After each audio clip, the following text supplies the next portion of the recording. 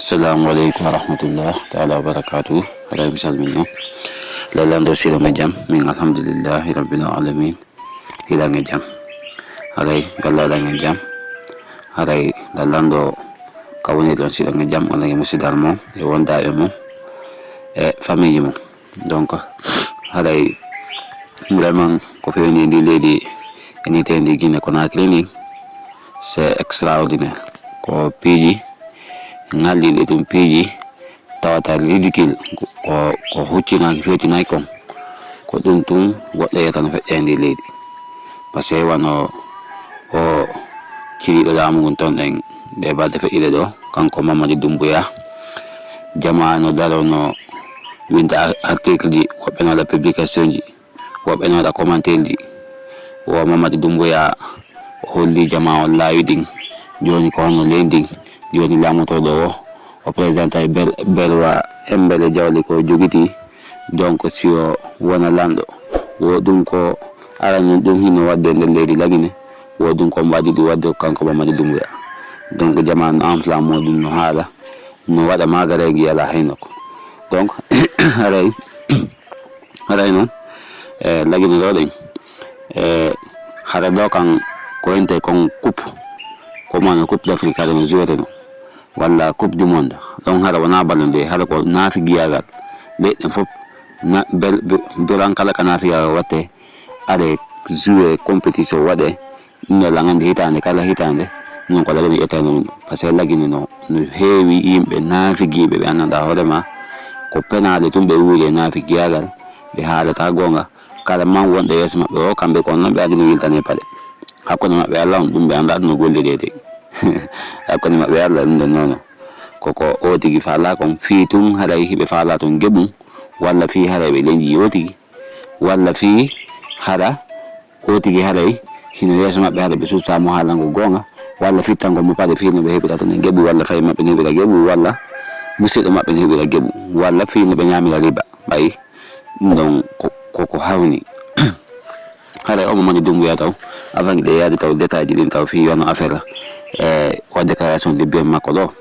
haray mi falta en jenka o video do len ko publier kon ka kanko ka page mabbe ton len ka page lamu ton len donc on se mangi dem mi alta mo golte no yode en profondeur inshallah la mari pedi bu ko mi yetta bamu kono manta si ven on se mangi dem mi alta mo inshallah hado no edita no abonné donc kadi ka chaîne YouTube do ka Facebook ka TikTok partage un vidéo di au maximum comme ça wadon ko lunkundo woni et mon vidéo di like on. Excellence, le président Mamadi Doumbouya a procédé ce jeudi 22 janvier 2026 au dépôt officiel de sa déclaration de patrimoine auprès de la Cour suprême. Cet acte intervient après son investiture régulière le 17 janvier 2026 et s'inscrit strictement dans le respect de l'article 60 de la Constitution qui impose au président de la République l'obligation de déclarer ses biens dans un délai institutionnel de 10 jours après son entrée en fonction. Acte de dépôt de déclaration de biens. Non. Fodé Bangoura, premier président de la Cour suprême. En application de l'article 60 de la Constitution, certifiant avoir reçu ce jour 22 janvier 2026 de son Excellence M. Mamadi Doumbouya, président de la République, régulièrement investi le 17 janvier 2026, la déclaration écrite sur l'honneur de ses biens. La présente déclaration, déposée dans le délai constitutionnel de 10 jours suivant l'investiture, est remise sous pli fermé et scellé, enregistrée sous le numéro 001. Disons qu'elle sera conservée par la Cour suprême conformément aux règles de confidentialité et de conservation en vigueur.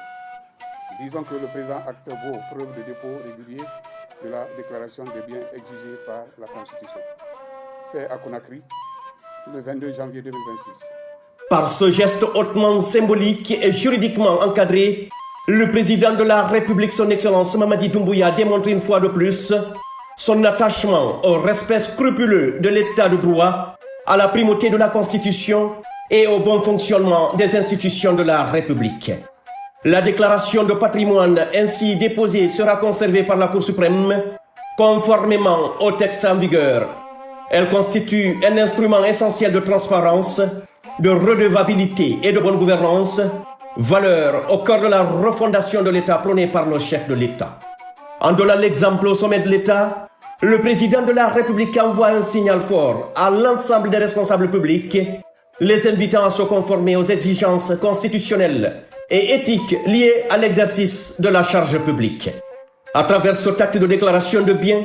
le président de la République réaffirme que la refondation de l'État repose avant tout sur l'exemplarité des dirigeants, la moralisation de la vie publique et la restauration de la confiance entre les gouvernants et les citoyens. Ce dépôt de déclaration de biens s'inscrit ainsi dans une dynamique globale visant à bâtir une gouvernance responsable, transparente et respectueuse des principes républicains, socle indispensable à la construction d'une Guinée nouvelle, juste et prospère. Hare, aten toujours les filles à au dépôt mako de ndolo, dépôt mako de bien do,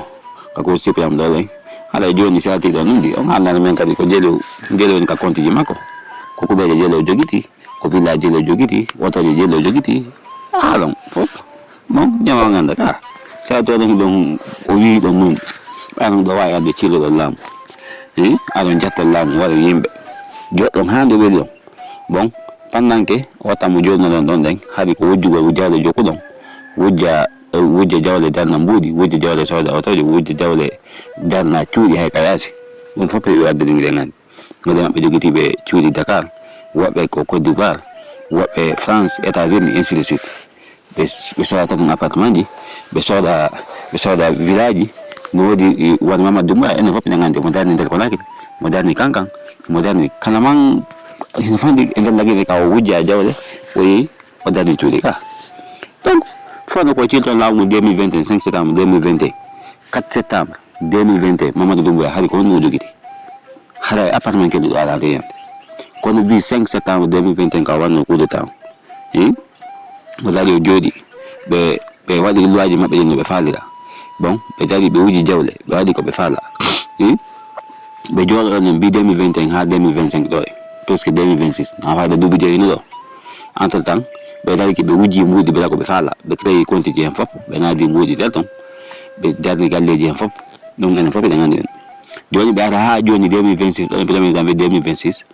fi mo waddo de mascarade électorale wadala don kadi wadi gol nafiya penale nyabale dara go ina wo wanda mo ko dal yago ka cour suprême de déclaration de biens bon patrimoine makon ko patrimoine hom Mamadou Doumbouya on patrimoine makon ko to hebia ko dum tamen fala on patrimoine Mamadou Doumbouya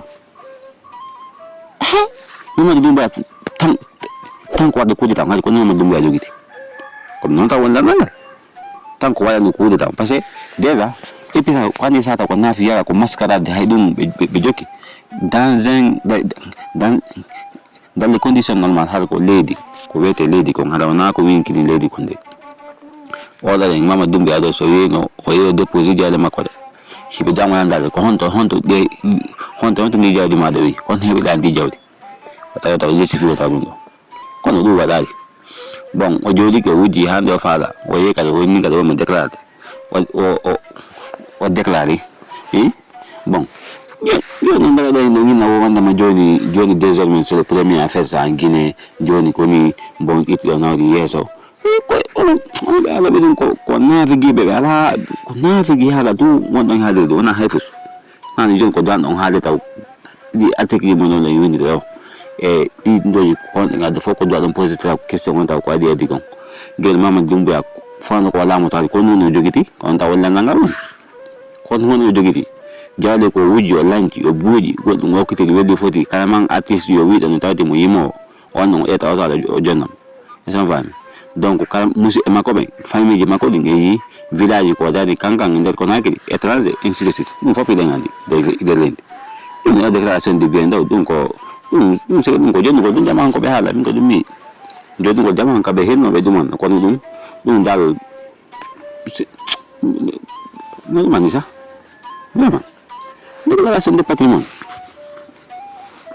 ala jotta tanko ata hay pipiro ala hala appartement kelo do ala tanko ata ka primature tanko ata braka paleon wala yimbe jetta lamu lamola joni ala lamola hapat jotta hande ma wujja mbudi antalta wujja mbudi no faali da darna ka faala façon village de foda jogiti façon ngoto de fop da jogiti joni dolle mbudi fop ka da jogiti ala en nga pa da ko dan nga na en jama ina wonda ma non en waɗi déclaration de bien donc koni bon joni nga présenté jawle ma de ko den jawle ko ne windade ko te windade jawle ginen ada ayde abra kilendi a waɗi yimɓe a wujji jawle yimɓe ha para bon ala kadi jotta hande wel ma wujja ha ron ko hanti wel ma inna do adonki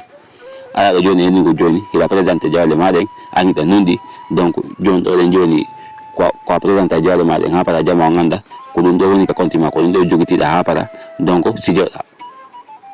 bon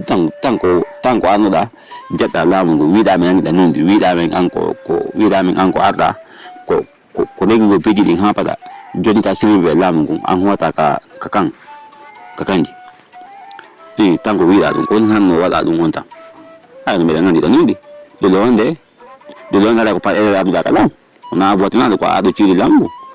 bon ko le na da ka ci da lamu ha para wara yimɓe ko waɗa ha joni ɗa continue ɗa wadde yimɓe ɗa arno hina kine pude yimɓe hita piide yimɓe ɗa hulɓinde ɗum fof ɗa continue ha joni ala ha joni ɗe waɗa ɗo mascarade électoral ala ɗo kadi ina kadi ɗa présenté jawle ma ɗiɗa nunɗi joni donc jawle maɗen ko ɗum ɗo jawle maɗen ko ɗum ɗo joni haalne men donc ɗum ɗo makko déclaration de bien makko ko waɗi kon rende ɗum public haalne men waɗa ɗum ala place publique min anda ɓay ɗum o wiiɗo nunɗi on sani men haalna ko nanto sala je jawde ko yeyi ko suprême o dari o inni ko ɗum ɗo jogiti kon ɓayi si ɗon anni ɗo wawde wadde à la place publique efficace autorisé on noon ka woni ko hani ko donc ka fof yiyata jama on anda ko ɗum ɗo o dari o wi o inni mo jogiti ɗum ɗo o inni mo jogiti ɗum ɗo o justifie kadi ko on no heeɓi ɗum ɗo haɗa ko ɗomen heɓɓe haɗa seyno ba no metti quoi haɗa mi salmini haɗa partage on mbiɗe on maximum jaram